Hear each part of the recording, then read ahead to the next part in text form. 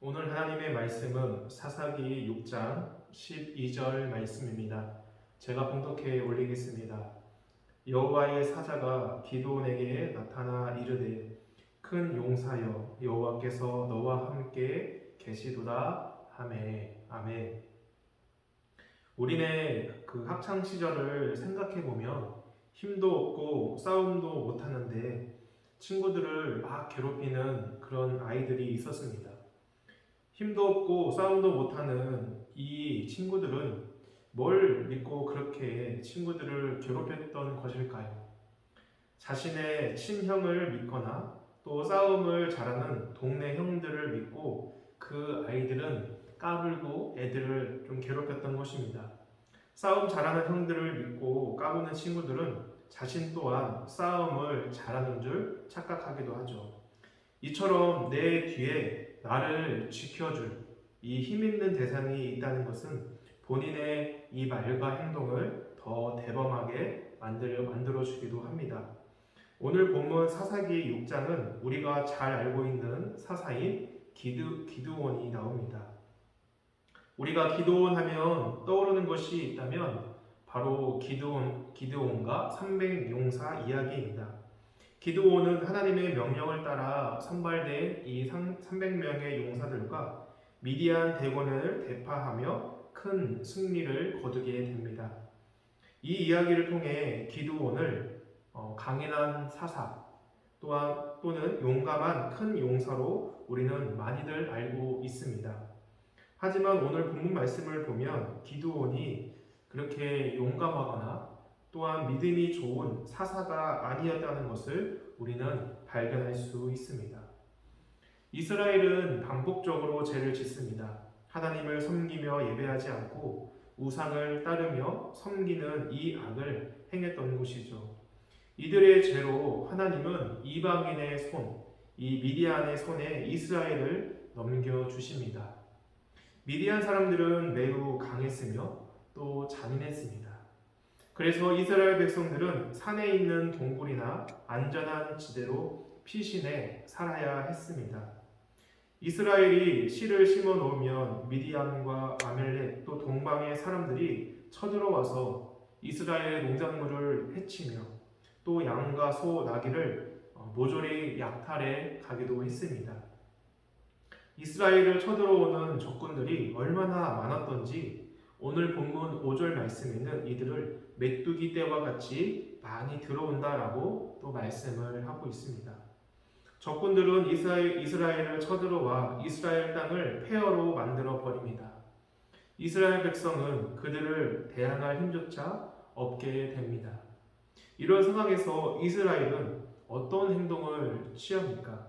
아이러니하게도 이스라엘이 섬기던 이방 신들에게 살려달라고 자신들을 구원해달라고 도와달라고 하지 않습니다. 우리 6절과 7절 말씀입니다. 이스라엘이 미디안으로 말미암아 궁핍함이 심한지라 이에 이스라엘 자손이 여호와께 부르짖었더라. 7절 말씀입니다. 이스라엘 자손이 미디안으로 말미암아 여호와께 부르짖었으므로 이스라엘을 택하시고 구원하신 하나님을 버리고 이방 나라의 우상을 섬겼던 이스라엘, 그들의 죄로 이방 나라의 침략을 받는 이스라엘은 자신들이 멀리하고 떠났던 하나님께 소리 높여 부르짖는 것입니다. 우상을 섬겼던 이스라엘 백성들이었지만 그들 마음속 깊은 곳에는 지금의 고통에서 자신들을 구원할 수 있는 분은 오직 하나님 한 분뿐이라는 이러한 믿음이 있었던 것이죠. 그렇습니다. 우리가 예수님을 믿으며 신앙생활을 하지만 내 인생을 구원할 대상으로 그것을 내 자녀, 또 내 통장에 찍혀있는 숫자 또는 세상의 그 어떤 것으로 생각하고 나의 구원자로 따를 때가 있습니다. 그러나 우리의 인생을 구원할 것은 내 자녀도 내 통장의 돈도 내가 믿고 바라는 그 세상에 어떠한 것도 아닙니다. 내 인생의 구원자는 오직 하나님 한 분뿐인 줄 믿습니다. 이스라엘 백성들이 하나님께 부르짖자 하나님은 이스라엘을 구원할 자로 기드온을 택하시고 부르십니다. 12절과 14절 말씀입니다. 12절입니다. 여호와의 사자가 기드온에게 나타나 이르되 큰 용사여 여호와께서 너와 함께 계시도다 하매.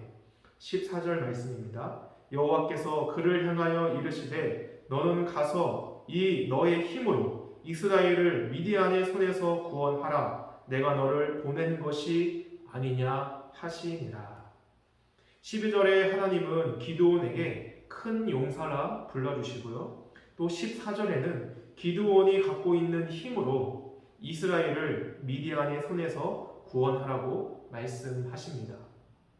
정말로 기드온은 큰 용사요, 미디안의 손에서 이스라엘을 구원할 정도로 힘이 셌던 사사였을까요? 15절 말씀입니다. 그러나 기드온이 그에게 대답하되 오 주여 내가 무엇으로 이스라엘을 구원하리이까? 보소서 나의 집은 므낫세 중에 극히 약하고 나는 내 아버지 집에서 가장 작은 자이다 하니. 기드온은 자신을 큰 용사로 힘이 있는 자로 여기신 하나님께 이렇게 대답하고 있는 겁니다. 하나님, 저의 집안은 므낫세 지파 중에서도 가장 약한 집안입니다. 하나님, 그리고 저는요 제 집안에서 가장 보잘것없는 사람입니다. 그리고 기드온은 하나님의 일을 할 만큼 믿음이 좋은 사람도 아니었습니다. 자신을 통해 이스라엘을 구원하겠다라는 이 하나님의 말씀을 의심하면서 이 말씀을 하신 분이 하나님이라면 그 증거를 보여달라고 말을 합니다. 하나님은 그 증거를 기드온에게 보여주시는데요. 한 번도 아니고 무려 3번의 증거를 보고서야 기드온은 자신을 통해 구원을 이루실 하나님을 믿게 됩니다. 기드온의 이 믿음 없음은 27절에서도 보게 됩니다. 이에 기드온이 종 10사람을 데리고 여호와께서 그에게 말씀하신 대로 행하되 그의 아버지의 가문과 그 성읍 사람들을 두려워함으로 이 일을 감히 낮에 행하지 못하고 밤에 행하니라. 하나님은 25절에 기드온에게 기드온 아버지의 이 수소 7년 된 둘째 수소를 끌고 오고 또 아버지에게 있는 이 바알의 제단을 헐고 또 그 곁에 아스레상을 찍고 번제를 드리라 명령을 하십니다. 기드온은 이 명령에 순종하지만 낮에 하지 않고 사람들의 눈을 피할 수 있는 저녁에 몰래 합니다. 왜 기드온은 당당히 낮에 하지 않고 사람들 몰래 저녁에 한 것일까요? 우리가 방금 읽은 27절에 그 이유가 나와 있습니다. 그의 아버지 가문과 그 성읍 사람들을 두려워함으로 아버지와 사람들에게 걸리면 죽을 수도 있다는 이 두려움이 컸기 때문에 기드온은 낮이 아닌 저녁에 이 명령을 한 것이죠. 지금까지 기드온을 살펴본 결과 그는 절대 큰 용사도 미디안을 구원할 믿음과 힘이 없는 작은 자, 형편없는 자인 것으로 보입니다.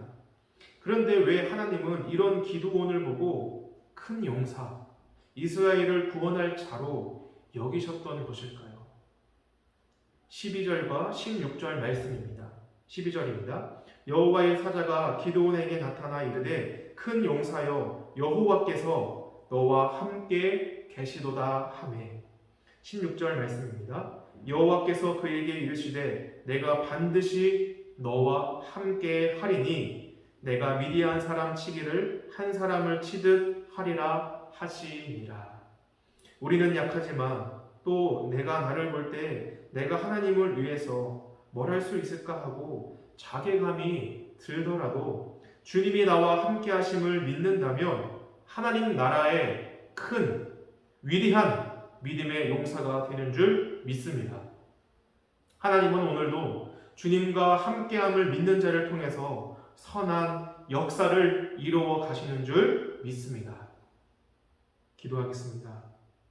우리와 함께 하시며 약한 나를 통해 일하시는 주님, 세상의 가치관으로 나를 작게 여기지 않게 하여 주시옵소서. 주님과 함께함을 믿는 자를 주님은 나를 큰 용사로 바라보고 있음을 믿으며 담대히 살아가게 하여 주시옵소서. 오늘 하루도 성령의 충만함 가운데 주님의 선한 일을 위해 힘쓰게 하시고 주님의 선한 도구가 되게 하여 주시옵소서. 모든 것 감사드리며 예수님 이름으로 기도드립니다. 아멘.